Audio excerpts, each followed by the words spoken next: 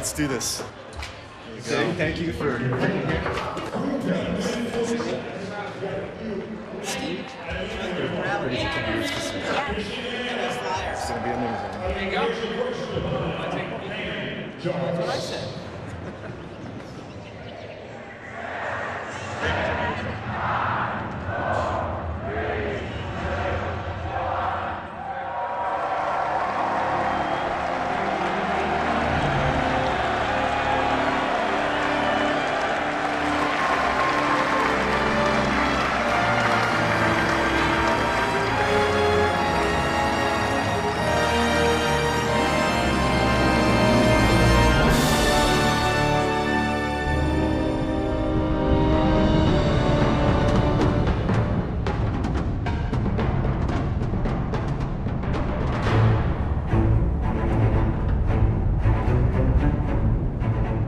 Star Wars was the catalyst to a lot of the stories and games that I wanted to tell and had the pleasure of making. It's influenced everything that I've done from a very early age. When I started at Respawn, my mission was to start a new team and build a new game.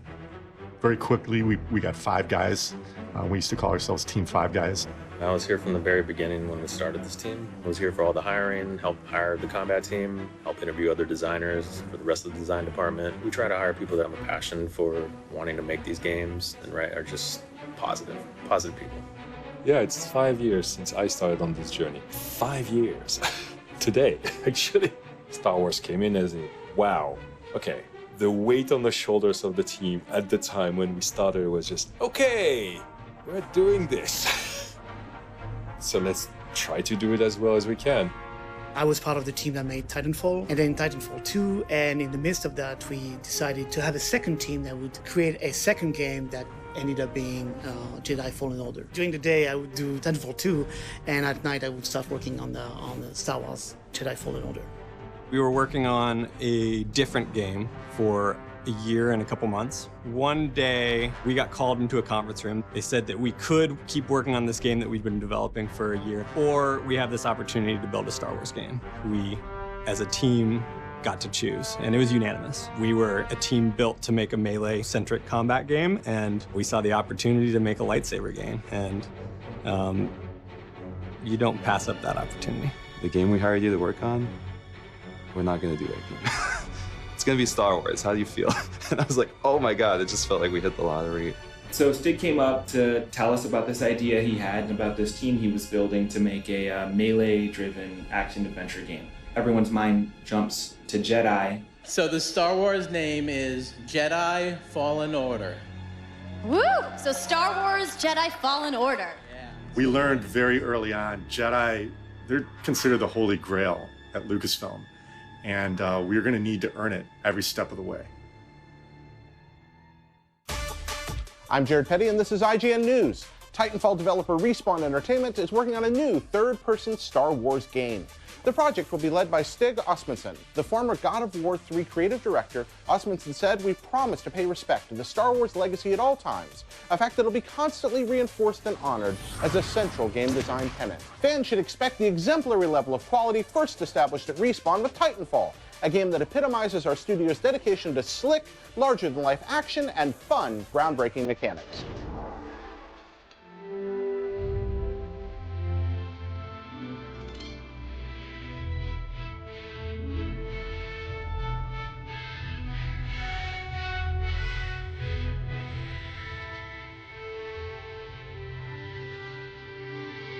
What started as a team of 5, 4 years ago, is now over 140 developers, all striving to translate Star Wars into that signature Respawn gameplay.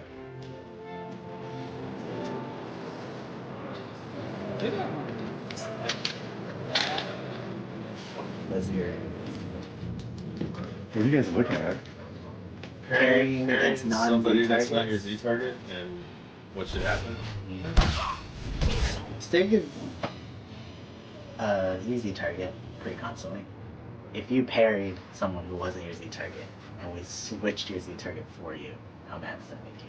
I wouldn't want that. Yeah, okay.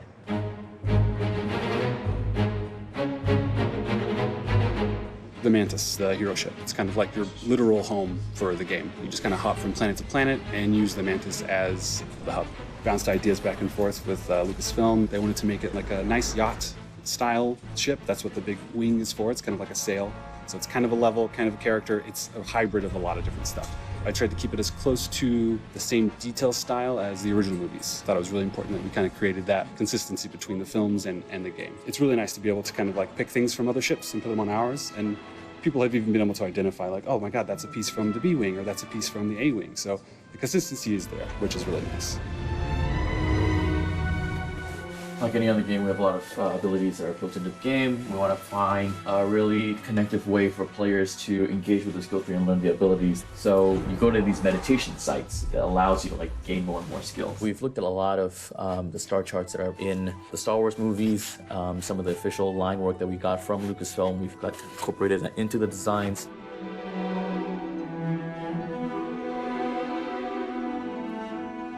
This is him in the back of the cave, okay? Yeah.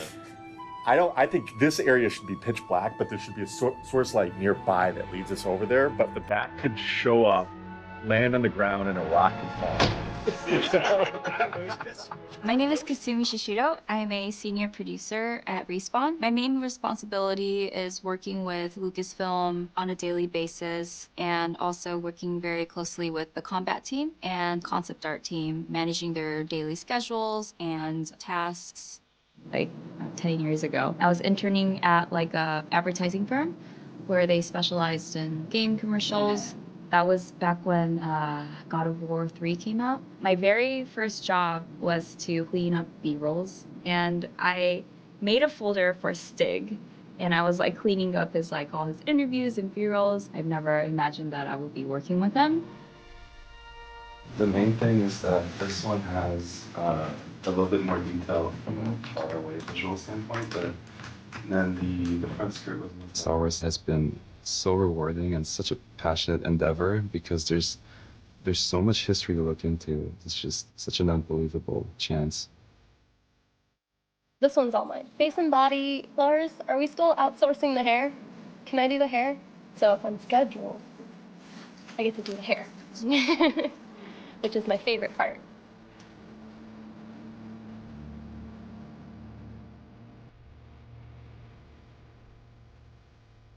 We get a static model from a character artist, and we add structures like bones, skeletons into that model, and then we add control systems to drive those skeletal structures and those muscles. And at that point, we hand it off to the animators for evaluation. They're able to, articulate the model, bend it, and flex it in places where you would expect, and then they kick it back to us. We get feedback from them. This is not feeling right, or can we clean up the deformations in this area? One of the particular requests we had for Cal was that this vest piece that he's wearing move independently of his body, that it not feel like it was painted onto him. This is a great reference for me to get realistic deformations for different layers of costume. So yeah, this is very helpful for rigging. Now we have real-world information, take that back into the game to make sure that it's all as real as possible.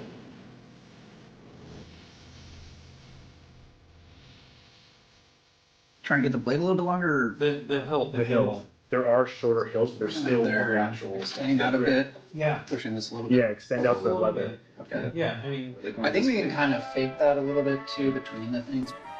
When you sign up to make a Star Wars title, you become basically part of the Star Wars team. We spend a lot of time coming down to Respawn's offices, meeting with Stig, his team, his leads.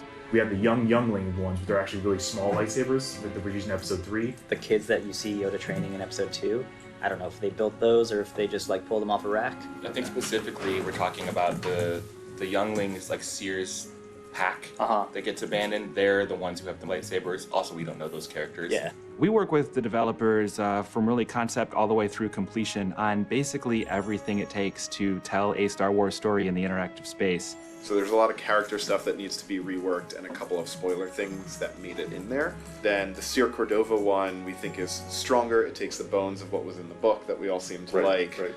I'm a member of the Lucasfilm Story Group. We are a team that's responsible for overseeing the development across all platforms, whether that's animation, video games, and we make sure that all of that remains continuous and authentic.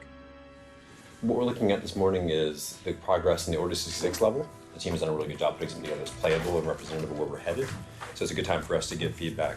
We are mostly pulling from reference from Clone Wars and Rebels. If you guys do go with the Rodian, which is totally fine, if you could do the orange skin Rodian rather than the green skin. I think that was the image that Rich said, but I'll make sure that no one is called out. We're always so involved in the story, so we know the story like the back of our hand. So actually getting to see, what we've discussed about conceptually put to use, on a screen of somebody physically playing it, it's really cool.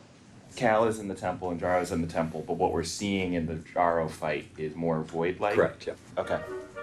We actually have a sync with Lucasfilm every day on different subjects. Either it's art or just concept art or a script and story and reviewing modeling and animation and rigging. The primary goal of an animator is to make sure that the character that's on screen feels alive, has a purpose, and basically is fun to watch and to play with. To portray life, you want to portray life as it is, which is, things takes time to move. To translate that into a game, that can be challenging from an animation standpoint. It comes from design. They tell us what they want, and then we go and create some preliminary animation, and then they come back and say, it's too slow, it needs to be faster. So then we edit it until, both design and animation is happy. It just started with me, and then pretty quick we had Laure Retif on the team. She was helping out with BD1, which is an essential part of our game. I've been working on BD1 for 3 years now.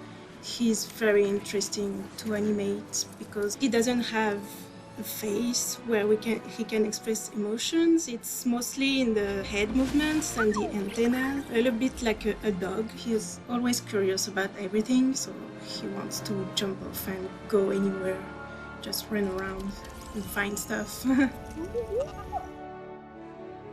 The reason for having BD in the first place was that it's a single-player traditional game, but we wanted to add all the dialogues and the interactions between two characters, and one of the solutions was to have a droid who could emote. And in Star Wars, droids are more than just machines, they're full-out characters. They evoke emotions. I've just about had enough of you. The idea of BD1 being cautious in regards to himself is super unlikely, because BD1 will basically run at death. I think a lot of BD1 stuff isn't so much as a game mechanic, it's more just as a kind of friendship. Yeah. It's the feeling that you've got this friend that's accompanying you on the journey. Well, I suppose the secret of BD1 is solving the problem of how to get something mechanical and robotic to sound kind of like a being, something with a heart. Part of the reason why we hired Ben Burt was that he's the expert on that very thing. So the idea came up to really combine this human sound with the electronic sound. That way we still might be able to have the character of a machine, but get the personality and the emotion of a living organism. The way Ben will work on things is he'll do it with his voice first, and then he'll add synthesizer sounds to that and kind of track what he's doing with his voice using the synthesizer.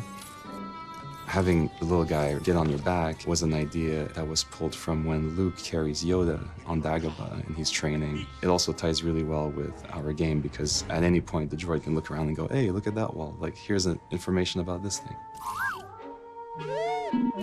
For the AI part, I have made a system that supports like hack doors or like we want to investigate bodies. It's basically the POI system is driving the BD. POI stands for point of interest. We use it as a way of attracting AI characters to certain spots in the world. So for BD1, we use it for whenever he wants to scan something or overcharge a power generator, he'll automatically detect its location in the world and start trying to move towards it if he's available for it. In the Star Wars universe, droids are some of the most iconic characters that we can offer fans. Having the opportunity to model and texture and be part of bringing BD1 to life was a huge honor. This is my original Star Wars figure collection from when I was a kid. C-3PO was the first action figure that my dad ever bought me, which kind of propelled me into this career of art. And that was in 1978. So that figure up top is 41 years old at this point. Now, the day that I actually get an action figure of BD1, then my life has become full circle. Then I have my own Star Wars figure that actually contributed to. In the way you have like a combat designer or a level designer, we have narrative designers that approach it from a narrative standpoint. Okay, so we're gonna check out a rehearsal video for Befriend Marin. They're not friends, they're not allies, but they kind of realize that they're not enemies. I'm the narrative lead on Jedi Fallen Order. I am responsible for all things narrative in the game, writing, VO, cinematics, and then narrative features. Since writing this and recording those, her first couple scenes, she's imperious, and she's very much like, this is my place, you can't come here. But in the early rehearsals, she'd been much more like, go away, right? And like really aggro out the gate, and I wanted to avoid that. So one thing just to bear in mind is that like to get a lot of attention on this thing, it's got to go through him, right? So it's like, I'm wondering if, especially in light of the fact the last time we saw her, she summoned an army of these creatures that bear down on him and almost ripped into pieces, right?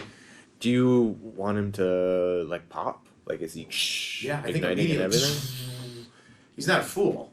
So we're getting towards our real deadline for being done with all the writing for the game. It's coming down to the wire. What's on the schedule for Thursday?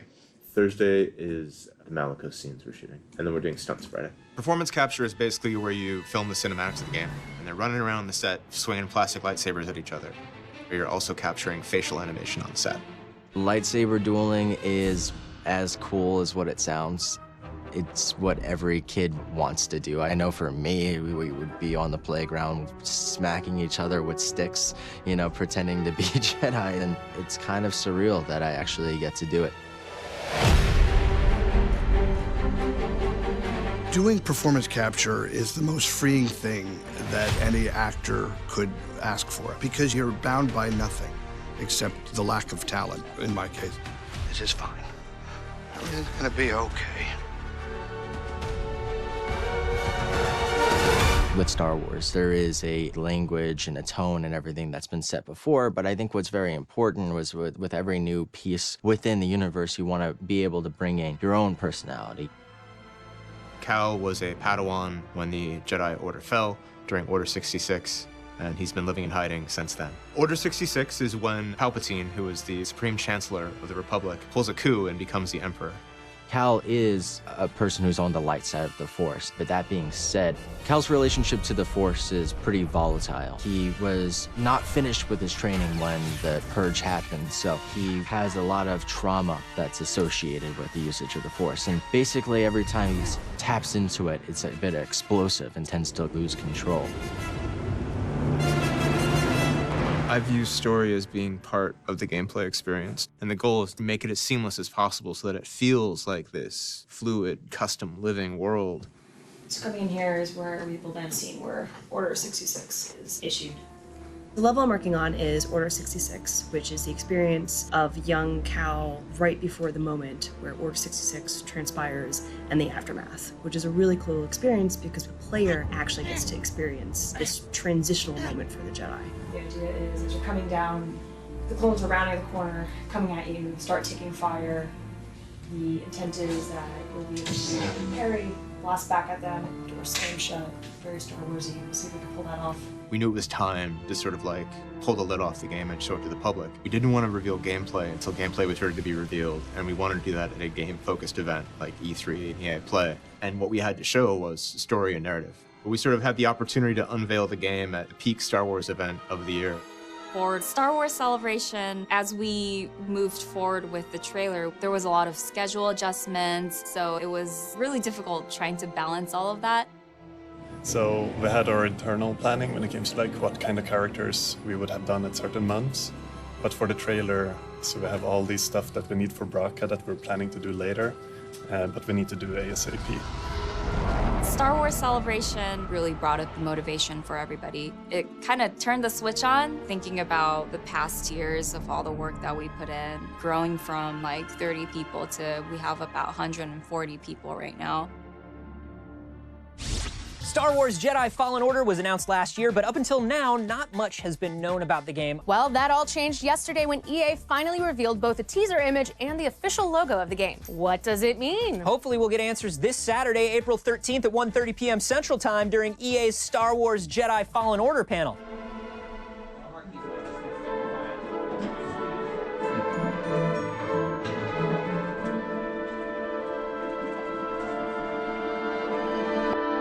If you guys aren't familiar with Star Wars Celebration, it's like the premier Star Wars fan event. We are on the biggest stage that Celebration has got. We're going to be in front of about 7,000 people.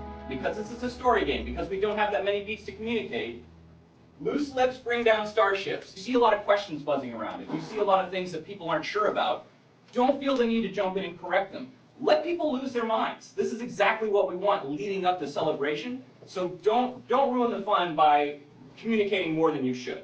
Cool.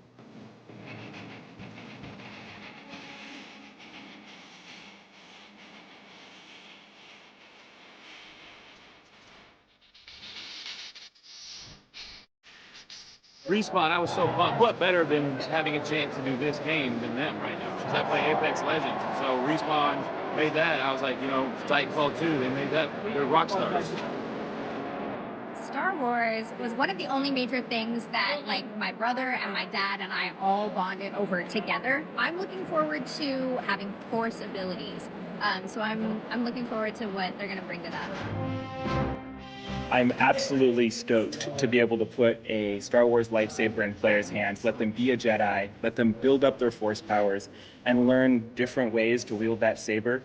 It's incredible. I mean, we know that Respawn, they're just masters at that tactical combat. I've been working on Star Wars for going on 15 years now, and to be able to make a single-player Jedi Star Wars game, like, that's why we do this. Walking towards that theater and seeing all the fans like cosplaying outside, lining up. I was actually videotaping it and sending it to my team saying like, oh my God, look at all these people waiting to see our trailer. I'm supremely confident about the game and a total wreck otherwise about my own performance or what I'm going to say on stage. So.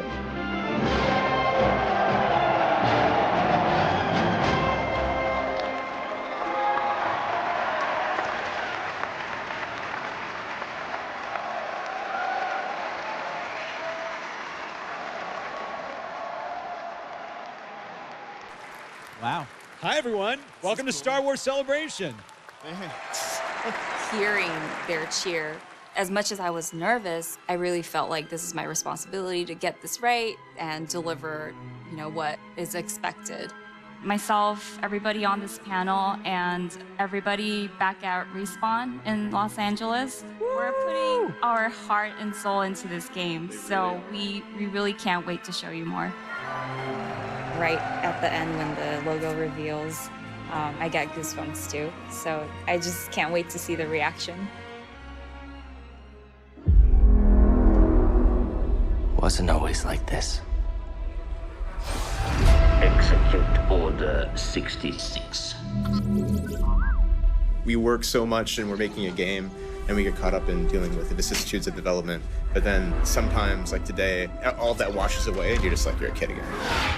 People are excited about this game, and we're really going to ship in November.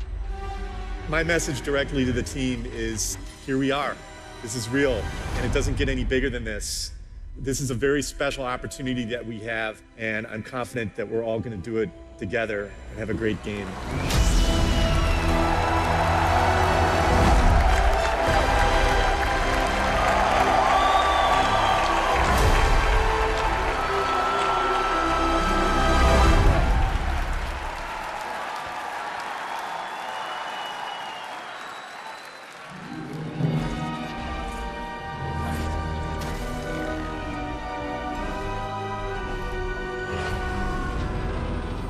It was exciting. It was a fun weekend, seeing all that stuff. Yeah. Just seeing the reaction online, kind of seeing the change in reaction right away that people didn't quite know what to think. Then you could just see the swell of like support for it and excitement for it. Initially there was that, there's no gameplay kind of downside, which we knew we would get, but we got gameplay.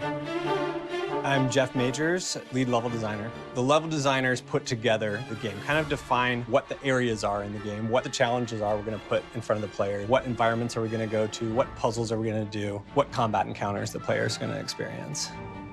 In 4 months, Respawn needs to be ready to ship this game. But before they ship it, they need a locked and stable build to test at UXR.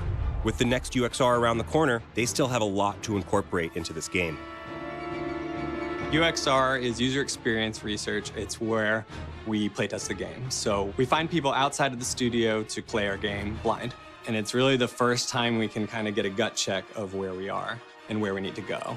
The ledges were just all crazy, so like we got to make all this clean, And so we spent the last few days doing that for the UXR areas. Finding the fun is a lot about iteration. When you're building a level designer will be working on it for 6 months from start to finish. And this is for like a 30 or 45-minute section of the game. It's really about zooming in on all the little moments and details and kind of obsessing over every little moment and thinking what is going to be best for the player at any given time. This whole area here, we just have spiders. It's all spiders. So yeah. we need to do something to make it. It feels a little dull. And we're gonna do a damage pass on these guys, right, Jason? There's a lot of factors, right, that make lightsaber combat rewarding. It's the encounter, who's in the encounter, how fast do they die, how good does it feel for them to block your lightsaber or counter you, all those little details and actions. That's the stuff that I always want to like try to improve and make sure every AI is doing their job. Once we get this first pass in, I want you guys to just like play it over and over again, like play that one fight like 10 times in a row, move a guy a meter, play a fight again, die to that fight, try to play it a different way. Like noodle the out of it. Like, yeah. Cool. This guys, good work. Let's just polish over the next week. Yep.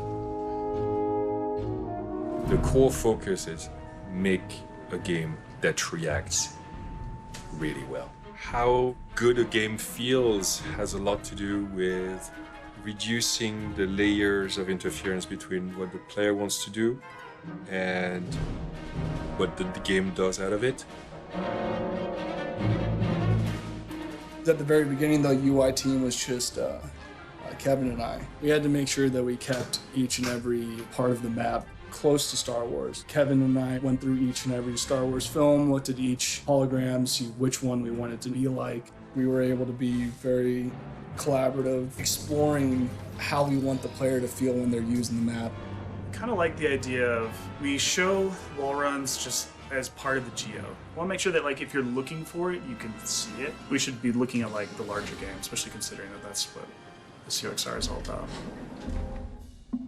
I like my team to focus first and foremost on gameplay, and first and foremost on what is going to be the fun thing. And then if we're thinking of how it matches kind of the Star Wars universe, we should have that in our mind as well, but that should be secondary to making the gameplay and space feel fun. We just pull random people from the team and just sit back and watch them play it, and we just chat about it and kind of hear their thoughts. We get a lot of the first obvious feedback from these internal playtests. What happened? Well, that would be good, I think, except for that one spot disaster. With a game this size and with this many people working on it and with the polish level that we want to hit for when we playtest the game, there's just a lot left to do. I mean, when it works, I like it, but it seems like it works. It's broken more than it's working. Right now, yes. Okay. If we want him to have this kind of motion, some of the pivot, it feels like the pivots are triggering too easily now in my mind, and I want to pull back on them some now. And the more we pull back on them, the less they're going to start triggering when we don't want them to trigger. The pivots are just to sell the idea that if you're turning hard, then you get an animation response to that. Bruce and Fabrice had started developing the system that would allow this high fidelity animation, but not sacrifice responsiveness. And then it's up to me to make that animation sort of reassemble itself appropriately inside the engine. A lot of games that are as responsive as ours aren't quite as nuanced. It's difficult to pull off the animation fidelity, but still have them move at these superhuman speeds and reactivity. How do you really find something that's fun? I don't really know that there's an answer to that other than just you keep on trying. You keep on iterating. It's usually good to have some type of guiding light. I'm just a sucker for David versus Goliath. Cal going up against the entire Empire and the entire galaxy. He's also going up against these giant mythical beasts. So this is the gigantic like bat boss fight, Dathomir. It's a 3-phase boss fight that we've got lined up. Basically, as the player's going through Dathomir, you'll get some previs of a bat flying by and stuff happening, picking up night bros and things like that. Eventually the path kind of narrows you down into this kind of a section, and then this is kind of where we first encounter the bat. All of a sudden, boom, a huge gigantic bat comes in. Are you introducing boss names? Like when they pop up, are you going to be like, big blind bat on the screen? Yes, we are. Good question. Yeah. Well, we call them wow moments. We basically want people's jaw to drop from the floor. They pick it back up and it falls back down again. So the story is that like, hey, you're hurting him. He doesn't like this. His hands are a little bit wounded. He'll crawl out. and you think you're safe. Hey, cool. And then, lo and behold, boom, bat flies by, a little bit wounded, is not a fan of yours right now. And he's like, I couldn't kill you in this cave, but out here, I win. Eventually, he snatches you off of that mountain. He crashes into stuff, and you actually become disconnected from him in midair. You enter this kind of free fall Patrick Swayze awesomeness. And boom, you lash back on. So he jumps out, and as the bat's just free flying, just flying around, so you have to steer around and then grab him in order to kind of use him. So you use the bat to get down off of this gigantic mountain that you'd been scaling and fighting him along. Why is there a cut every single time he attaches? To reorganize the world, because there's so much variance, because the player can kind of steer themselves around to grab onto the bat, so we have to reorganize them in order to get that next shot. A lot of cuts. There's one every time he grabs on, so there's 3. Is there a way that we can fix that? When you latch back Especially on? when you're so close to him. You're right there, and then we just, if you want to... Well, I mean, we can't interpolate, like... Yeah, I mean, the problem is that when the player's falling, we have control. He's got like a cone where he can be kind of anywhere. So he can grab the bat over here or over here. There's not really a way for me to say like, okay, where's he at? Play the animation at this point, at this world location, based on where you grab on. Have you involved a coder with this? Yeah, we don't have camera cuts. You have to see that whole thing. That epic Vader marching down, murdering 15 people. That's like 18 cuts to make it look as beautiful as it can. So we've got to be able to take that and make it in such a way that no matter where the camera is, no matter who's controlling it, it still looks that good. And they've set a really high bar for that. And that's what we're doing, is making sure that we keep up to that bar as well. Designers will use Legos to make levels. We make the Lego bricks. That's what a programmer does.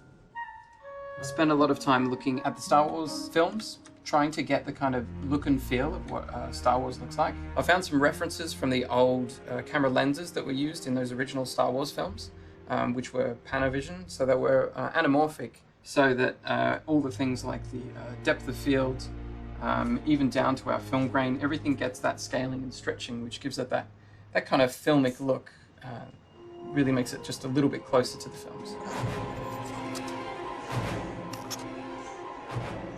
Respawn wanted the Force Low ability as a foundation for their combat for the game. So we worked with them to translate that ability to make it fit within the Star Wars universe. Cal, his main power is slowing something down. That's something we went back and forth with Lucas. Oh, he's doing this too fast. He's casting too fast. Yeah, because that's what feels good in gameplay. So we had to kind of come to this compromise where we hold the button down for 3 seconds, then he'll force slow longer. Right, somebody will be slowed longer. Cal has to show that he's exerting himself and his ability to control the Force, to use the Force.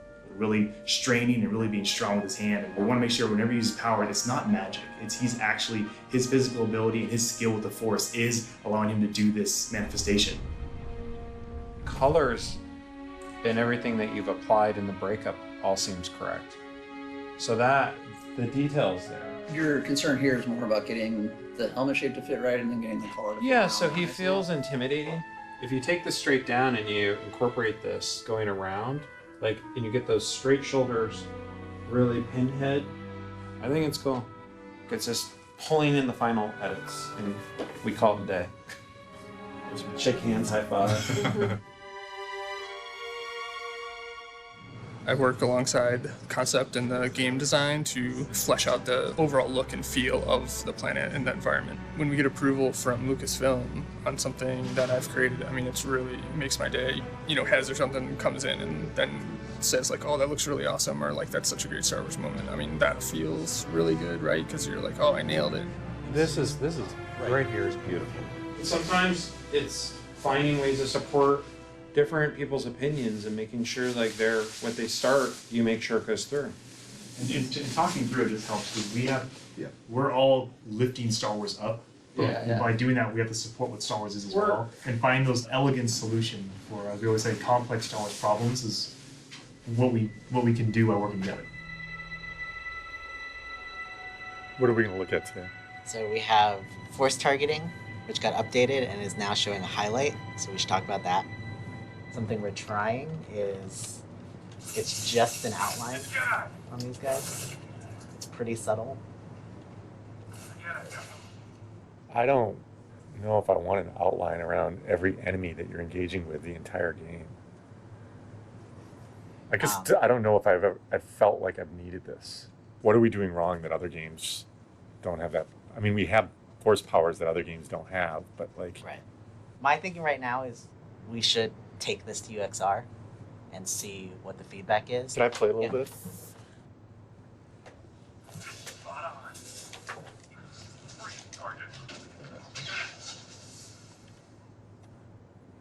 To be honest, when I'm playing it, it's not bothering me as much because it is a really subtle effect. But if it's so subtle, is it even doing anything for us? Seems like it could be off for 90% of the game. That's kind of what I'm getting at. We're going to turn something on for 100% of the game that could really be off for 90% of the game. Right. I don't know if that's the... Kashyyyk doesn't come in and dictate. It's more, he can come in and be like, okay, well, here's what I'm seeing for the game from a bigger vision than what just the story, just the art. So like, how can we make it all work? A lot of compromising, yeah. That would trigger the cinematic the first time. And we go into this cinematic where you save the two rebels on Parsons. Do you kill people in the cinematic? We don't do that anywhere. Is this the one that you and Aaron were talking about a couple weeks ago when we were going through cuts? Yeah, he said we were going to do this in gameplay, not in a real cinematic. Like, we're going to find a different way to do it. We can't kill somebody in a cinematic. Yeah. We just want to go from enemy to enemy and feel like you're in real time taking out 5 guys in a row. But if there's a intro cutscene or some kind of like long delayed moment that breaks that pacing, then to some players that's going to be a bad reaction. But we're making a Star Wars game that's very story driven and cinematic, so that's kind of the new wrinkle. Well, we should sync back with Aaron on this one. Aaron and John have been working really hard to get all of the PCAP going and getting all of our scenes shot. But there's a huge task of implementing all of those in-game. Cinematics is something that we started later than everything else. Getting a script through, Lucasfilm is just completely dialed into this. This is a Star Wars story, and it took a long time. It took a ton of effort. The team was just kind of focused on making a game. I think we all kind of miscalculated how long it was going to take to make the story. We have a mountain of cinematics that we have to get in the game. Each one is challenging. A lot of cutscenes take place while we're doing planet hopping, while we're streaming in and out different levels, while we're loading things in the background. There's a lot of complex game logic and complex technical things that go on during these cinematics. So to get all of these at the highest fidelity that we want, the time's running out. I know the team that's working on it is extremely dedicated. They've been on basically a mission, just shooting all the PCAP. I know the story's good, but it comes down to execution. What goes into here is such heart and such soul, such work. You have to capture the reality. You have to capture the truth. You have to capture the transparency. You will be tested. Yeah. But I'm ready for this. I don't mean just here. Every Jedi faces the dark side. And it's very easy to fail. One of the biggest themes in this is nobody is perfect, and maturing and trusting the Force means you have to allow mistakes and even have to allow that maybe the mistakes are okay. You're still struggling, even after cutting yourself off from the Force. Failure is something that we tend to define ourselves by, and we tend to hold on to failure stronger than nearly any other emotion. It's what creates change within us. We will always struggle. But that is the test. It's the choice to keep fighting that makes us who we are.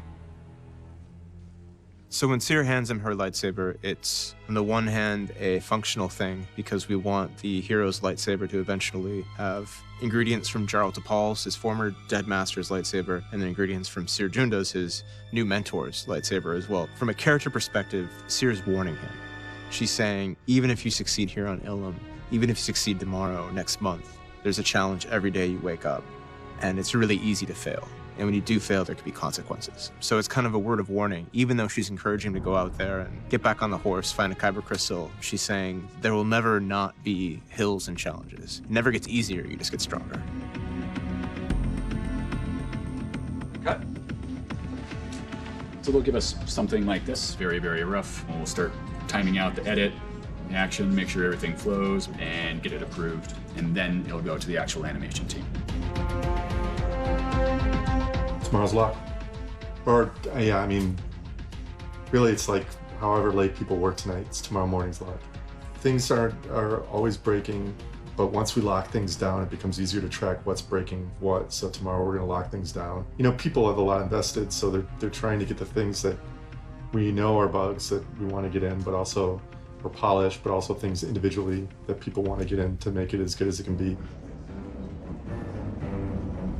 Bugs let you know like what you need to fix to ship the game. Bugs is the friction that players will experience, and you want to reduce as much friction as possible. From what I've heard, the build has become progressively more unstable. We locked at 4 p.m. and now the focus is just trying to get a stable build. Everyone's kind of on fire right now, so see how it goes. Blair is a person, he is lead producer tracking all of UXR. First comes stability, so anything that actually just breaks the game from a progression standpoint, we call it 0, and it has to get fixed because the player you can't beat the level or the creature or whatever it is. Closer and closer you get to the deadline, you just start to triage things out that aren't as important to the player experience. And then I work with the QA lead and the lead level designer to be like, of these 10 things on you or on your team, which do you think is the most important? He's taking a look at the whole list of bugs and goes in and prods people and asks them like progress. So we're waiting Monacy to fix one more change. She's testing it. Just like twiddling it down, waiting for it to be. Yeah, she's like, yeah, just essentially waiting so we can kick off the build.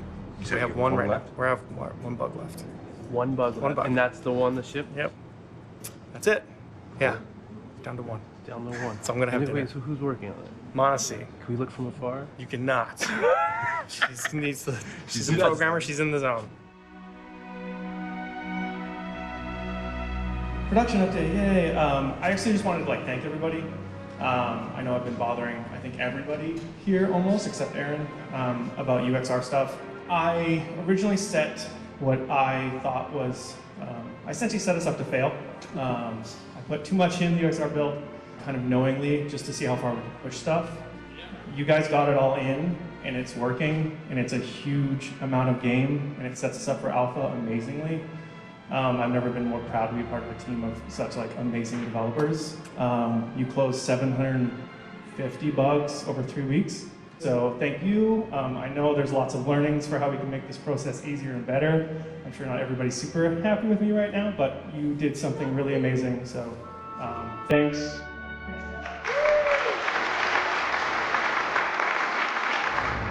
Oh, that's it up. Just wait. Just come in. 100% there's a secret. Yeah. How many players are there playing the game right now? I think it's 35 or so. So. A lot of the stuff Nerd's done is in this build, and people are playing it for the first time. So it's kind of our first wave of feedback. Watching UXR is a great way to see just how it's developing. So right. I'm desperate. I'm starving for that stuff. This is what really matters, right? It's the game. Oh, there it is. It's good because it's a good milestone, right? Everything's culminated to this moment, so it's the kind of breather spot. So you get to kind of sit back and do it, but you can't exactly enjoy it at the same time because you know that there's more work coming from it. But also you get to feel gratified because oh, that looked great, and they had fun doing this thing that I made, so that's super gratifying as well. No matter what the results are, good or bad, you know. If it's great, then you know what's good to enhance on. If it's bad, you know what to start trimming from. Is the very first time you open the planet map when all 3 of these planets are there? Yes. Yep. That's not great. Yeah.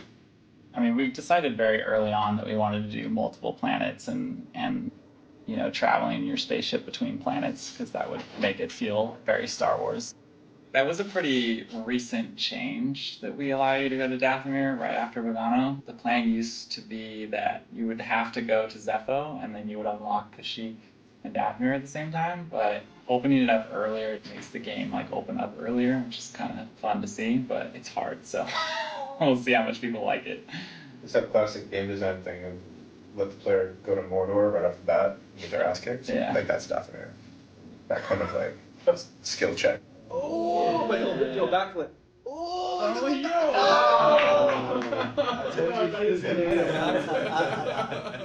What is happening here? I mean, I think the greatest part of it is each individual has their task and they believe that they can get it done. They look at the schedule and they believe they can get it done, but they're skeptical. It's natural for them to not know if other people are in the same place because they're not as connected to other people's work. So they might feel like, hey, I'm doing everything I can to make my part good, but it can't be good if other people's parts aren't good. Then that just comes down to communication. It becomes really hard to communicate what everybody's doing all the time. Like I said, it's natural that until we've gone through this together and people see like, oh wow, everybody else kind of lifted their own weight and got it done, and this product is shining together, people will remember that.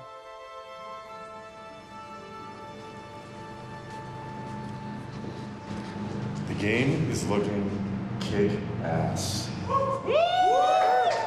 That's it.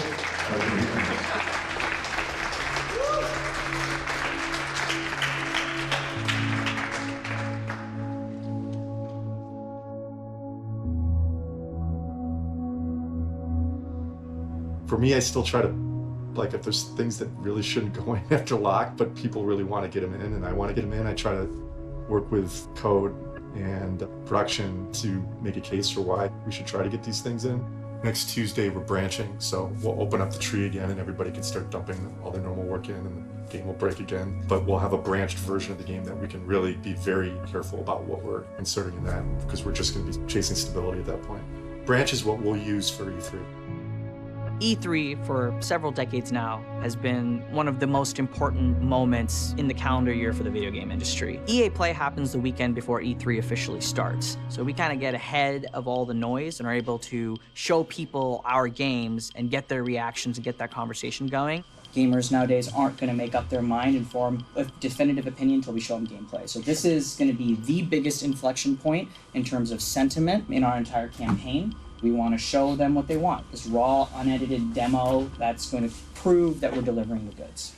Pretty much everybody I've talked to about it is like, do not show the AT-AT for the first thing that we ever show. Because we don't want to get the impression that we're, you know, some just climbing around Lara Croft game, because that's not what we are. This is a moment in our game, but most of what you're doing is going around and kicking ass with a lightsaber. Right. And I worry when I hear that there's, you know, like basically the first thing that anybody's going to see is not going to represent 99% of our game. Right, right. For EA Play, we really wanted to give people what we thought they wanted. It was the first time we were going to do live gameplay. We didn't take sections of the videos. It was like essentially me in a room for the weekend, and I played it until I nailed it, and then I played it again until I nailed it again, and we sent those two off, and there was like thumbs up on that. This is video that would be like, feel like straight gameplay. Like there's no one on stage playing, but it's not like there are a bunch of cuts and edits, like jumping ahead or back or anything like that. It's kind of straight from meeting saw, continuous all the way through to the Purge Trooper fight. Yes. Cool. That start was made for the first thing for us to show the public. That's because it was supposed to be an EA Play as a purpose. Just because we have to get booking for E3 stuff, are you guys 100% sure we don't want to let press have hands-on? From the very inception of our E3 demo, the plan, what I always wanted to do, and I messaged it very clearly to the team, is that it's hands-on. But then as the realities of game making really start to take effect, being hands-on becomes a little bit riskier. And it's risky because it's got to be nearly bulletproof. It's going to be considerable greater resources and bug fixes and testing to just let anybody get their hands on the game. As someone who's been marketing Respawn games for a while, there's so much that's hard to communicate about how controls feel that you just can't get across in, like if I could tell you a million times, like it feels really great to play, it feels like you forget the controller's there. Everyone we brought in to actually like play with this thing, even UXR, like it's like, oh. We're going to be planning these big E3 media events. We better be careful. And I don't want to get in a situation where we have to cancel something that we've spent a lot of money and put a lot of investment into if we're just not going to be able to do it. I know it'll be like a late last minute call, but just I need to put that value out. There was just no way that we could guarantee that we're going to go hands-on with this. It looked like the only time we were really going to get clarity on that would be maybe a week or two before E3. We're just going to get a behind the closed doors room for press and judges to get hands-on, but if we don't use them, we'll just use them for interview rooms. It might be more expensive, but then it's fine. Yeah. I could get behind that. New game, biggest IP in the world. First time we're showing gameplay. One thing this team has shown and proven through history is that they come through at the end. So E3, we're trying to get like a finished version of the game, and we're not yet at that point. So we're trying to get a representation that feels natural. The purpose of Kashyyyk is to show the juxtaposition of the virus of the Imperial destroying all of the planet Kashyyyk, and its natural beauty is trying to fight back. Right now, we're just working on optimization, trying to make sure it all runs and looks good in the demo. Kind of in that phase of the project that we're in, optimization. Basically, people come into my office and say, hey, do you want to see something? And it's always something bad.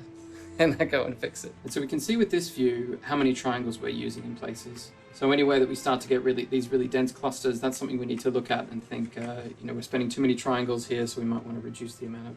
When you get to that point for E3, we have to make sure we have all of our graphics all up and running and all looking good enough to show to the public. And then you get a little glimpse of what the game's going to look like when it comes out at the end of the year. Today I'm making sure the climb animation looks good. There's a request coming from design that some of those moves are just too slow, and I'm speeding it up. Right now I'm looking at the jumps. They take too much time recovering from jump to actual navigation on the wall. It needs to feel right, otherwise, it's not a game, it's a movie. I think we're going to be able to go hands-on with the whole thing, not just a fraction of the demo. As much as we wanted to polish and make it look pretty and make it feel like it's the final game, we also needed to make sure that nothing is breaking when we hand the controller over to these press. In regards to what's riding for this demo, everything, all the hard work that the entire team's putting into this game, if we it up, it's all for nothing. It's a meaty demo. It's not just a small section of gameplay, which was important to us. We wanted people to really see the game isn't just this small section. It's like this is like all of our main systems working, and people can project and how that expands into a much larger game. So this impression is incredibly important. If we bomb it, it could be devastating. Start it over. Yep. We're trying to get one contiguous take, so it's all real. No edits, no cuts. We're just trying to do it in one take. So getting all those perfect combats in one playthrough, a little bit more challenging. We really wanted to represent, this is the game how it is now. Tomorrow's our big reveal day. Saturday morning, 1 hour prior, our second social teaser goes live in social. And then 9:30, we take center stage, we open EA Play. By the way, I don't know if I'm going to be able to make it to EA Play. Like on Saturday at all? I didn't register.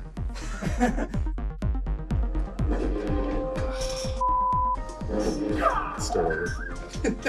I start with asking people on the team whose content I'm gonna play through, what do you want to show off? But when you start playing, it's a live game, and our AI works how our AI works for the real game. I'm trying to do a cool move, but during that, a spider jumps on me and breaks the flow. The longer the demo goes, the more risk. That guy that's next to the door, you can sprint on him and do just like uppercut on him.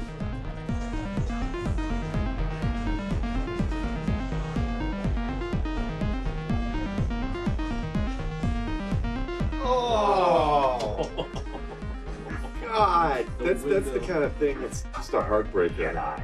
There's other things that can happen that have nothing to do with the game, like you've got like a really weird itch or something like that. You're in the middle of something, it's like you gotta scratch this.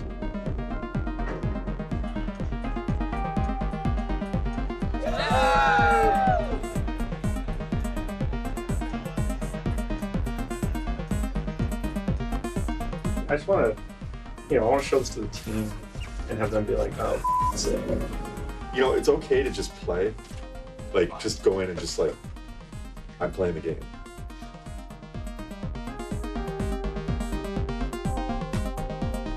It's EA Play. We're about to unveil gameplay to the world.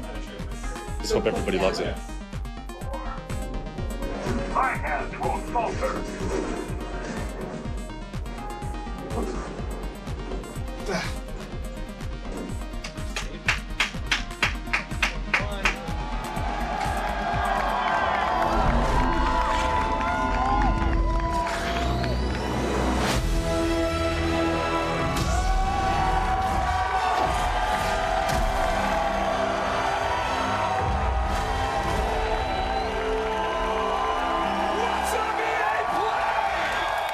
The head of Respawn, Vince Zampella, and the director of Star Wars Jedi Fallen Order, Stig Asmussen. Everybody give it up for Vince and Stig, come on! Keep it going, they're making a Star Wars game. Guys, welcome to EA Play. Yeah, this is something that Stig and I have been envisioning for years, to see it come to life and be able to show you guys 15 minutes of gameplay today. Uncut. All right. So everybody's anxious to see what this 15 minutes is going to be. They'd like to see the game. We've gone on long enough. We're not going to drone. Let's do it. Vince, well, let's roll. Would you like to kick it off? Let's go.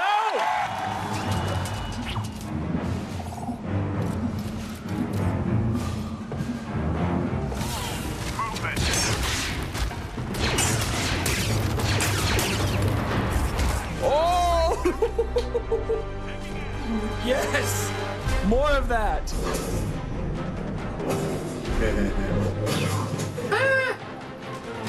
Nice. Gonna need to get through here. What do we think? What do we think, EA Play?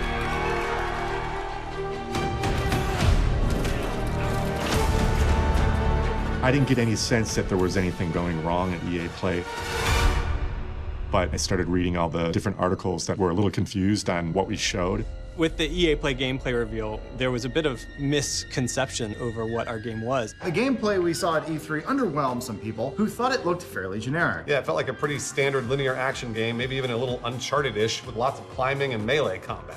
We wanted to showcase every ability we could and show off all the cool moves. In hindsight, we probably should have just put it on hard because it did make the game seem a lot easier. We wanted to hit a slice of the game that showed off the core lightsaber elements, but in doing so, we kind of missed the opportunity to show everyone our nonlinear structure, our Metroidvania level design, our planet hopping, interactions with the crew, these big set piece moments. The only way you can feel how good the game is to get your hands on the controls. That's the only way. E3 2019. I am going to be behind closed doors, giving demos and hands-on to various press people and potential E3 judges. I hope everybody just loves the authenticity we're trying to bring to Star Wars. Hopefully the time and the effort we put in this game is shown, so people respect that. That's the goal. I was skeptical, I won't deny that, but Respawn is definitely amazing with gameplay and with story. So I mean, who even knows like what's gonna be like? I'm hooked, I'm into it. We're having a press, like IGN, Game Informer. It's basically like 30 minutes block of time, and we're just getting press in to try out the game. It does feel good to play. So there is a lot of depth to the combat system. I do not think the combat in this game is going to get boring anytime soon. Once anyone gets their hands on the game, they fall in love with it. The biggest takeaway I got from the brief hands-on experience I had was that the combat is very satisfying and challenging. Everything has been very, very positive. You see people walk in looking pretty tired and exhausted, and they walk out with a huge smile on their face. So that's what we want to see. The combat feels great. It's like you would expect from Respawn. It seems like there's a lot of growth in his abilities. You will get new force powers as the game goes on. I can't wait to see where it goes. So many people have walked out of here going like, okay, I see where we're going with this. When you actually play, the game flows exceptionally well. Though we only played for 5 minutes, I found the demo to be extremely fun. I feel like once you get your hands on it, you'll feel as I do. Whenever I run into any of my coworkers, I've been trying to tell them like how well it's going, because they might just be reading those online threads still, and that's it. It's been exciting to see people finally get their hands on it, get real reactions. Don't look at me, look at that. It's so good. It's been a wild week. Still trying to process it, and it feels really good right now. These last 3 days I've been fully focused on E3,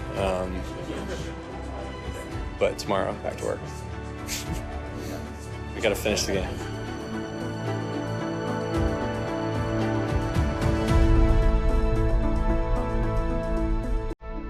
This is it, the final stretch of a 4-year journey.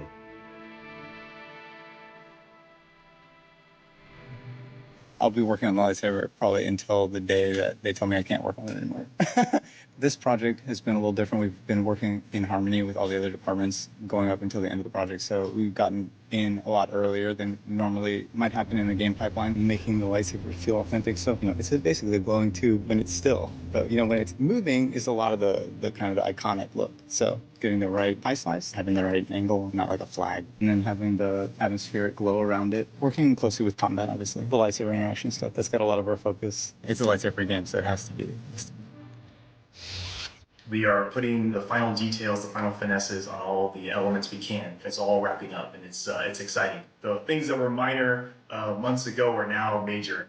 Cool. Yeah. So right now I'm just trying to figure out how to get this graphic design to match this image. So I did get to do a pass on the logo. He has added manual streaks and wear and tear by hand. Awesome. Of course. When he's holding prof, I don't know if the force feedback can rumble harder. We can do that. We can make the sound. So it feels like I'm holding prof, and now I'm holding the barge, and I'm really straining here. Yeah, sitting 5 weeks away from boxing the game up and sending it off. One word that comes to mind is tired, but also proud. Really, really proud. UI team as a whole, I mean, we're stressed, but we're excited. With these schedules that we follow, it's like, oof, that's ambitious, but we know we can do it, but oof, that's ambitious. So I see smiling nods. Are there any bugs right now that you guys are tracking down regarding the motion model? Joe was saying there's certain cases when you hit the corner of a wall, he can feel like he gets held up. Yeah, I'm having a really hard time breaking this. It's good. It's great. You guys did it. So stick a fork in it. Yeah. I mean, like at this point right now, just Let's try not to break it. let's try not to break it. Yeah, let's. We've been looking at this closely for. It's been under the microscope for like a year now. So, congrats.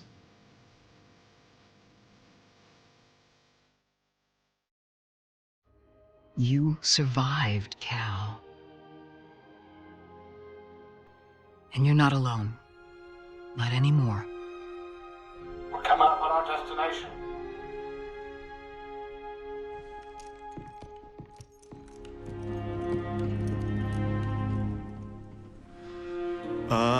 Biggest hopes for the game, there's a lot of them. I would say that when we started this, we wanted to make, this Star Wars action-adventure story game that we haven't seen in a long time. And we wanted to make the best one that we could possibly make. I really hope we do that. My biggest hopes are a lot more basic than that. I just want, the whole team to have all this energy that they put into it and their love for Star Wars to be worth something, and for this to be a game that they're really proud of.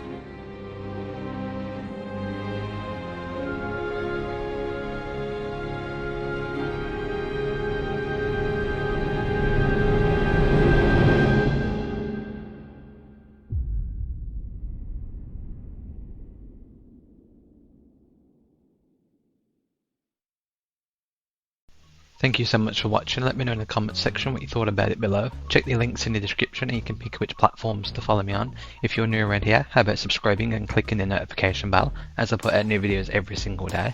I've been VictorTheDragon and I'll speak to you soon.